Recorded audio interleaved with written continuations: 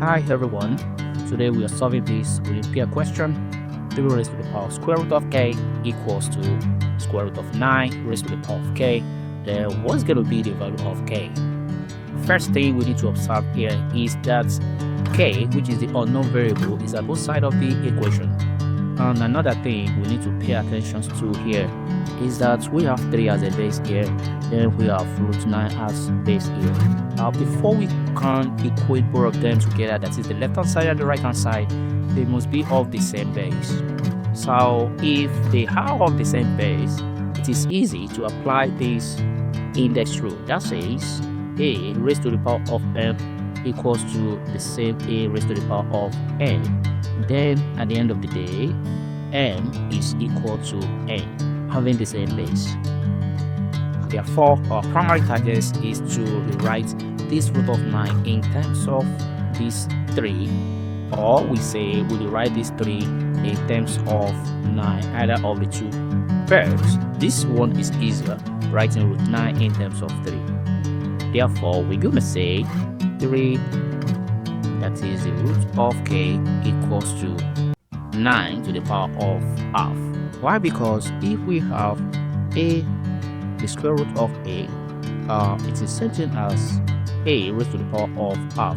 So in this case, we're going to say 9 to the power of half. Put this in parentheses, then the k is still there here. Also, I can easily see that 9 can be written in an index form. That is, 9 is just the same thing as 3 multiplied by 3, which is certain as 3 raised to the power of 2, that is 3 squared. Writing that here, I have 3 raised to the power of square root of k equals 2 instead of 9. Now I choose 3 raised to the power of 2, that is 3 squared. Then the half, the power of half is still there.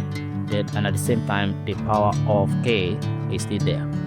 Then I'm going to need to apply this index rule that says if I have a raised to the power of m in parentheses this way, and I have n outside, I'm going to multiply both power. Then at the end of the day, I have a raised to the power of m multiplied by n, which is same thing as a raised to the power of n. Therefore, if I apply the same rule carefully here, I'm going to have 3 raised to the power of square root of k equals to 3 to the power of 2 multiplied by this half, then multiplied by k.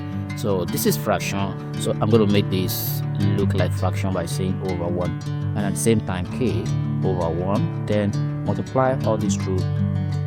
These 2 goes here and it goes here 1 1. Then I have 1 multiplied by 1 multiplied by k, which is k over 1 multiplied by 1, then multiplied by 1. Exactly what I have left is 3 raised to the power of square root of k equals to 3 raised to the power of k.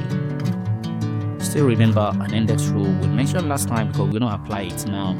That is, when we have a raised to the power of m equals to the same base, a raised to the power of n. So at the end of the day, m is just equal to n. So this goes and this goes. And at the same time, if we apply the same thing to what we have left here, it means square root of k is just going to be equal to k. Why this base 3 is going to disappear, and at the same time, this base 3 is going to disappear. Therefore, I write square root of k is just equal to k. So from this moment on, what are we going to do? Because the question says we should find what the value of k is going to be. As we have it here, we might need to deal with this square root so that we can have our way. So how are we going to do that? We're going to square both sides. Remember what we put on the screen last time, that square root of a is just the same thing as a raised to the power of half. Therefore, if I square this also, it's going to cancel the power of half, because we're going to say, okay, 2 over 1, 2 goes there 1, 2 goes there 1. So we're going to be left with a. So definitely, if we square this side, we're going to be left with a. At the same time, this is going to cancel this root. Then we have only a left around here. That is why we're going to say square root of k all square. So we're going to do the same thing to the other side, k raised to the power of 2. Definitely everybody knows that this 2 is going to cancel this square root. we now have k equals to k squared. This k can be eliminated by subtracting k from both sides by saying minus k, here also minus k. Therefore, we have 0 equals to k squared minus k, which is the same thing as when we say k squared minus k equals to 0. So what are we going to do to get the value of this k from this level on? We have k here, we have k here. What if we factorize it out? If we do, we have k into this, then k minus 1 equals to 0. When we multiply two things together, get a 0, so which means it's either k is equal to 0 or k minus 1 equals to 0. Therefore, k equals to 0, or we say k minus 1 equals to 0. And in this case, it shows that k equals to 1. At the end of the day, I have these two cases as my answer, my final answer.